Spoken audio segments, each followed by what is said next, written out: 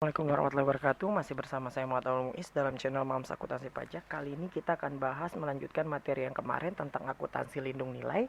Nanti kita akan bahas tentang transaksi dan tipe jenis dari akuntansi lindung nilai itu sendiri. Seperti yang kita ketahui di PSAK 55 dan 71 dan PSAK 10 dijelaskan ada 3 jenis akuntansi lindung nilai ya. Yang pertama adalah fair value hedging accounting, yang kedua adalah cash flow hedging accounting, yang ketiga adalah hedge of net investment in foreign entity atau subsidiary. Secara garis besar, di mana fair value hedging accounting ini nantinya adalah melindungi nilai dari transaksi yang berkaitan dengan variabilitas dari nilai wajar yang akan mempengaruhi laporan keuangan. Sedangkan cash flow hedging accounting seperti namanya adalah berarti di sini nanti yang berfokusnya adalah dari variabilitas yang akan mempengaruhi cash flow atau arus kas dalam satu perusahaan. Yang ketiga adalah hedging of net investment in foreign entity atau subsidiary. Nantinya di sini berfokus bagaimana melindungi transaksi yang berkaitan dengan foreign operational yang akan mempengaruhi laporan subsidiary atau transaksi mata uang anak ke induk atau berkaitan dengan entity atau subsidiary nantinya dalam transaksi ke mata uang induknya. Seperti yang kita bahas di sini nanti untuk hedging of net investment in foreign entity subsidiary seperti yang seperti saya sudah bahas sebelumnya, di sini berfokus pada tadi ya, lindung nilai dari risiko mata uang asing dikaitkan dengan foreign operation yang laporan keuangannya memerlukan transaksi ke dalam mata uang pelaporan induknya. Sedangkan untuk fair value hedging nantinya di sini berfokus untuk melindungi risiko perubahan nilai wajar. Jadi di sini berfokus pada fair value dari aset atau liabilitas yang sudah diakui atau kontrak pembelian atau penjualan, di mana nanti item yang dilindungi dari derivatifnya itu berdasarkan fair value pada saat laporan keuangan yang akan disusun. Dan laporan laba atau rugi dari item yang dilindungi dari derivatifnya akan dilaporkan dalam laporan laba rugi tahun berjalan. Sedangkan untuk cash flow hedging di sini nantinya lindung nilai tersebut untuk melindungi resiko dari variasi arus kas, di mana nantinya pasti yang kita ketahui arus kas tersebut memiliki kemungkinan kerugian dari variabilitas dari arus kas yang diharapkan atau diperkirakan oleh perusahaan, di mana exposure bisa dikaitkan dengan aset dan liabilitas yang sudah diakui seperti variable rate financial instrument atau dengan transaksi yang diramalkan seperti foreign cash pembelian atau penjualan, di mana yang kita bahas nantinya dalam transaksi cash flow hedging ini, laba atau rugi dari item yang dilindungi dari derivatifnya ditangguhkan sampai dengan transaksi forecastednya mempengaruhi income. Jadi harus ada mempengaruhi income dulu baru dilakukan pencatatan. Jadi laba atau rugi tersebut dilaporkan dalam neraca sebagai komponen OACI ya. Itu yang berkaitan dengan cash flow hedging. Nah, kita langsung masuk saja ke contoh fair value hedging, di mana nantinya di sini berfokus pada variabilitas nilai wajar. Nah, di sini yang berkaitan dengan lindung nilai dari inventory. Contoh, Exco mempunyai persediaan 10.000 ons emas per 1 November 2010 dengan harga perolehan, jadi ini harga pokoknya ya, 3 juta atau 300 dolar per ons. Di mana harga emas per ons pada saat itu adalah 352 harga emas saat itu. Kalau misalkan kita melakukan penjualan pada saat itu ya, pada tanggal 1 November. Di mana pada tanggal 1 November ternyata perusahaan mengikat forward kontrak untuk menjual tersebut emas tersebut dengan harga 350. Nah, ada forward kontrak di sini ya, hedgingnya. Di mana kontrak akan jatuh tempo pada tanggal 31 Maret 2011 dan akan diselesaikan secara net. Per 31 Desember harga emas untuk forward kontrak 340, harga kontraknya turun 340 ya. Harga emasnya di sini 340, sedangkan harga spotnya 342. Per 31 Maret 2011 harga emasnya adalah 330 per ons. Nah, bagaimana jurnal yang diperlukan? Yang pertama pasti tanggal 1 November pada saat pengikatan kontrak itu no entry ya. Pada tanggal 1 November 2010 tidak ada jurnal karena nilai wajar tersebut belum ada. Nah, terus kapan lagi kita melakukan pencatatan? Yaitu pada tanggal 31 Desember untuk adjustment di sini ya. Yang pertama kita lihat dulu di sini untuk mencatat kenaikan atas nilai laba kontrak forward. Nah, kenapa adanya kenaikan? Nah, coba kita lihat di sini.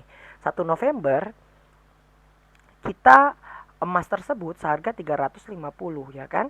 Sedangkan tanggal 31 Desember kan forwardnya turun tuh 340. Nah, kalau kita jual di 31 Desember maka kan otomatis kontrak forwardnya 340 kan, turun kan. Nah, tapi kalau kita menjualnya di sini pada apa namanya kontrak tersebutnya kita di sini kan 350 ya.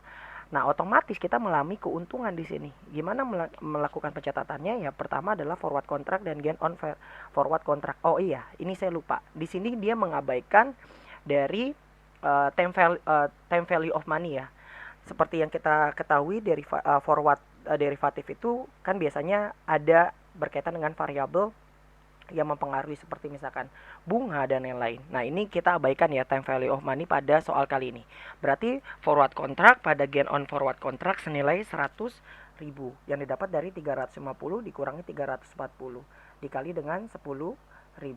Nah, 10.000 maka dengan demikian hasilnya adalah 100.000.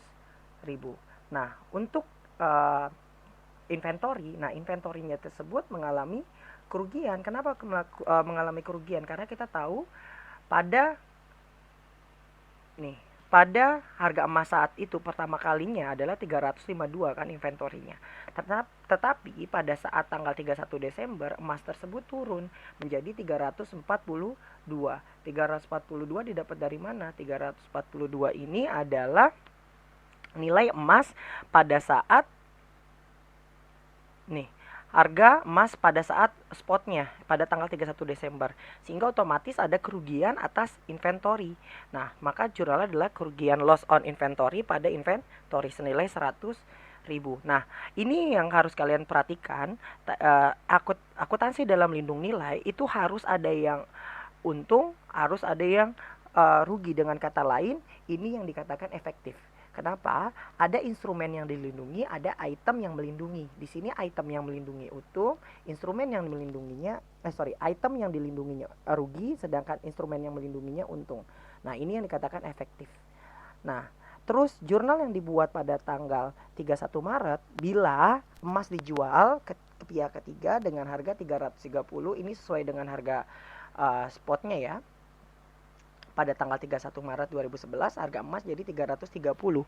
Maka bagaimana jurnalnya? Maka di sini kita ada kenaikan lagi atas kontrak forward tersebut yang awalnya adalah 340 menjadi 330 kan?